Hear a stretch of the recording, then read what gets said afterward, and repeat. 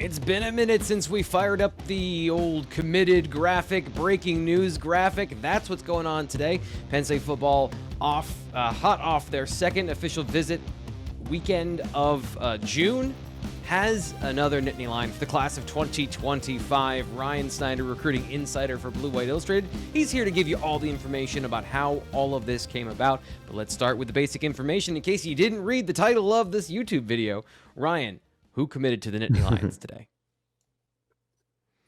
A rare California commitment, right? That's not something we get to talk about a whole lot over here in central Pennsylvania. But Penn State has picked up not just a California commitment, but a kid from Mater Dei, which is, if you know high school football, I mean, Mater Dei is consistently one of the top 10 programs in the country.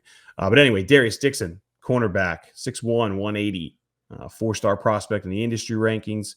On3 has him as a three-star prospect, high three-star, 89 rating, which is the highest three-star you can be. Once you get to 90, you're a four-star. But 24/7 ESPN rivals, man, they all have him firmly not only as a four-star prospect, but I believe all of them have him as a top 100 guy. So certainly a player we'll have to dig on a little bit more. I wrote in my notebook, I think it was on Thursday, that I'm a believe it when I see it kind of guy when it comes to California recruits. And that's kind of how I watched from a distance with Daryus. So I still have a lot to learn kind of myself. Again, just I think Cole Farmer was the last California commitment for Penn State. So it's been a little while. But I mean, it's a heck of a pickup still in a lot of ways. One, solid. I think kind of the main thing that's been stressed to me is just versatility, solid overall, a lot of different fundamentals. Plays for a heck of a program too. He's getting excellent coaching out there, and I think that's really important. So I think Penn State. Well, I'll put it this way: I know Terry Smith went out there and saw him. I believe it was either the end of April, early May, and that had a massive impact on how this all kind of snowballed. Penn State offered almost a year ago. I think it was like June 2023, somewhere in that ballpark, I want to say. And there was communication, of course, throughout the fall. But it from talking to Daryus a little bit and just kind of gathering information from different sources, it felt like the contact period visit, seeing him able to work out and all that good stuff is really where this blasted off. And, he had never been to Penn State before this weekend.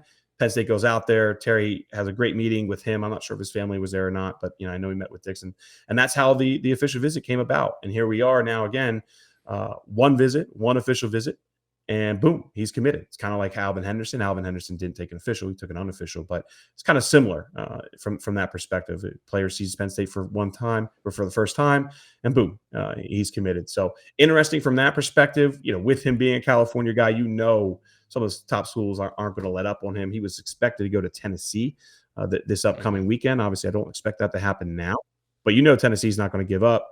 I believe Washington was the other school he took an official visit to. I think that was last weekend, May 31 to June 2nd. So those schools aren't going to let up. I'm sure some others will keep prying around, and we'll see where things go. But, Penn State's really happy to have him on board. It's great to get a foot in the door at a massive program like Mater Dei. And at the end of the day, I'm never going to ever question anything or any player that Terry Smith is going after, because the guy has proven time and time again that he knows how to recruit cornerbacks. Yeah. That's going to be something I'm going to thread that needle here at the end when we talk about and show you his film and kind of what some of the perceptions here between maybe some of the different recruiting services and what we have here at On3. And I like to try and interpret what Charles Power does with his rankings by checking the film and all that coming up in just a second. But I do want to go back to what you just said there about Mater Dei and California. Philip Bell was also in this weekend. Beckham Kritza at one point had ties to, I think it was a 7-on-7 team out of California. I know he trains with a passing academy out of California as well. How has this relationship developed, and is this something that Penn State do you think, sustain, or can they have a thread of this going forward? And how does Dixon fit into that? I would say, look, Penn State's been recruiting California for a long time. Terry Smith has been going out there for years. And not only just Terry, I mean, it's multiple staff members. It's just, again, it's the whole other side of the country, right? So, I mean, I think from that perspective, you're always just going to have to keep chipping away, doing the best you can there. And you're going to get guys to visit. And maybe occasionally you'll have a kind of a surprise commitment like this take place. So I don't think anything's really new. I don't think, relationships are better at school X, school Y, whatever it may be. this is big boy recruiting, man. This is Penn State. I mean, This they're is going to the recruit the fruits whole of those country. labors then, right? Where they finally get one where they put in that Mhm. effort, and then Daryus Dixon is a guy who decides to come to Happy Valley. Sure, I think that's fair to say. So they're going to keep chipping away. Of course, Philip, like you said, Philip Belt was just out here. They'll keep charging for guys and get guys on visits. Getting them over the line has always just been so much more difficult. The one thing I'll add is just Penn State. Just from talking to people, it seems like he fits really Penn State really well. Family fits Penn State really well. A lot of things there add up from that perspective, as far as family dynamics, what they care about, all that good stuff. So I think that had a part to play in all of this, but. At the end of the day, man, just getting any kind of player out of some of those powerhouse programs, I think that's no matter what happens with Dixon. I mean, just actually getting results from a school like Mater Dei bodes well for Penn State long term. Now I'm not saying they're gonna get California commitments every year now here moving forward. Obviously, right. I think you all know that, but it's all those flights out there, all those visits to Southern California and even the Bay Area. I mean, they've been charging and chipping away. And here you go. Here's a commitment. So I wanted to put this up here, Ryan, because this is what you were talking about when you were talking about versatility and some of the differences here in the recruiting service rankings. And you'll see On3, 3-star, 89 overall, then 247, ESPN, and Rivals all have him as a top 10 or near top 10 player at his position. 247 has him 96, ESPN 64, Rivals has him as 53rd overall. Now, there's some very clear things in his film by what is and is not there.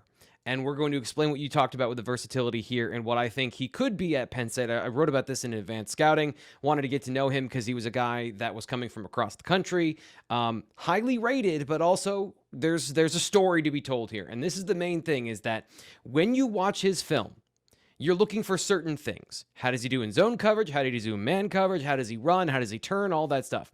There are, I think, on his entire highlight film, you see him here in off coverage. That's 95% of what he does. You see Mater Dei, whether this is a scheme thing where they're specifically doing this, or these are just the plays that he selected for his highlight film, this is what you get.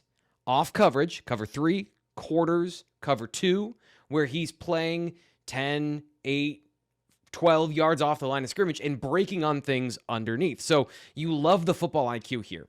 In the route recognition, the instincts to jump the football, the instincts to tackle and be physical coming downhill. Those are all really great things. But this right here, this is one of his 3 examples of press man coverage. And he just shoves the dude into the dirt. There's another one where there's not a pass on the play. And then there's a third one where he does a good job of cutting the route off, where there's actual pass on a man coverage press situation. So if you're looking at that and you fold in the information that he ran a 4.68 at the Under Armour in Los Angeles, to me, that explains why he's an 89 overall, a good recruit, but not a high 4-star, borderline 5-star in some of these situations, a top 10 player at his position, because there is that missing part of the evidence there. Being able to play man coverage, incredibly important. You'll see here, he played a lot in the slot for Mater Dei as well. So the versatility to play inside, outside, I think he's got safety potential. And then, of course, in Penn State's defense under Tom Allen and this move towards a 4-2-5, more full-time, you want a guy with good instincts, good size at 6'1", 180, who can play that lion position. So I think at least 3 positions are available in the secondary based on his highlight film. And Terry Smith, if he's taking him as a cornerback, has to feel confident about the part that we cannot see here, at least on his highlight film. And that's the number one thing I'm going to be looking at when it comes to Daryus Dixon and watching his whole film from Mater Dei and seeing some of the stuff he's not putting on his highlight film during his T. Frank's film room, which will be coming up later this week. So that, to me, explains Daryus Dixon and being a part of the Mater Dei defense and having Washington, Tennessee, Penn State, but maybe not Alabama, USC, the typical ones that you would have for a guy at that program who has, at least in perception here, a 92 overall in the On3 Industry rankings. And it sounds like I'm saying he's not good, and that's absolutely not what I'm saying. I'm saying he has a specific fit, and there's more to learn about the other things on his film to go dive in to see what Penn State sees in him as a corner. And to that, I just want to, reiterate and ask this as a question and not as my opinion. Is he a corner for Penn State, or is he a guy that they see as a nickel or potentially a field safety a la Zakee Wheatley or Lamont Payne?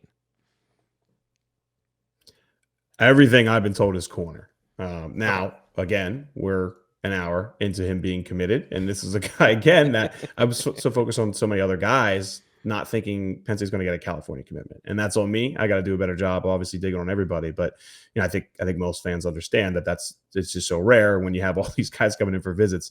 I'm going to more often than not, focus on the guys that seem a little more realistic, or just the guys from the areas that hit more. So we'll see where things go. We'll do a lot of digging on Daryus here in the coming days. But one thing I will add, he led Mater Dei in tackles last year with 56. I think that's pretty impressive. Obviously, let's watch some complete game film and stuff, get a little better feel for things. But leading a school like that in tackles as a corner, I think it speaks really well to his physicality, things like that. Had 6 interceptions last year, 5 tackles for loss, I believe a forced fumble as well. So statistically, there's some things there to really like. And yeah, we'll see what we can dig up and take it from there. But Penn State's really happy to have him on board. I expect him to play corner, and I expect corner recruiting to get very interesting here in the coming weeks. Obviously, I put in a pick for Josh Johnson on Sunday about 24 hours ago now. I do think he will end up a Lion here soon. Told me he's done, not going to take any more visits. We know he went to Louisville. Should be Louisville, Penn State. I expect Penn State to win that battle. And, they're not going to give up on Brandon Finney, of course, who I think is just going to continue rocketing up those rankings, and Jameer Joseph as well out of New Jersey. So, Penn State has 2 commitments now. Of course, let's not forget about Xavier Thomas. We'll see where things go with Josh Johnson. And, who knows, this if everything fell perfectly, they would take 5 corners in this class. Will it fall perfectly? Time will tell. But no doubt, Finney and Jameer Joseph are very high on the board. Last thing I will add one thing on the 4.68. Like, everyone knows that Under Armour times are always just slower than everywhere else. So that's one thing I would stress as well. We saw multiple guys at that Under Armour camp a couple weeks ago in Baltimore who have now since come up at Penn State. It's always usually like a 10th quicker, hand time. On average. So just one thing to keep in mind. I mean, those laser times are so precise. I joke with Charles all the time about how, guys are always a tenth and a half slower at those Under Armour camps than everywhere else. So that's one thing I will stress to fans. The Under Armour camps are awesome, and we appreciate them hosting them and putting all the equipment that they put together to have them. But I think when you compare so many other, like 90% of the 40 times we talk about are usually hand time. So I just like to make sure we differentiate between the two there, so fans kind of understand how we look at it. So what Ryan is trying to say, what he said there in that wrap up is, subscribe to BlueWhiteIllustrated.com. 2 months for $1 to get all this information that he gives to you on the Blue White Illustrated message board. Code PSU1, 2 months for $1. And the other thing that he said, without saying it, is there's going to be more of these commitment videos here in June, and then, of course, in July. So subscribe to Blue White Illustrated here on YouTube so you don't miss any of that information. We'll be breaking down all of these prospects as they come up. Daryus Dixon is the first of these official visitors to make his decision. He will not be the last. The Nittany Lions get a big, physical, versatile corner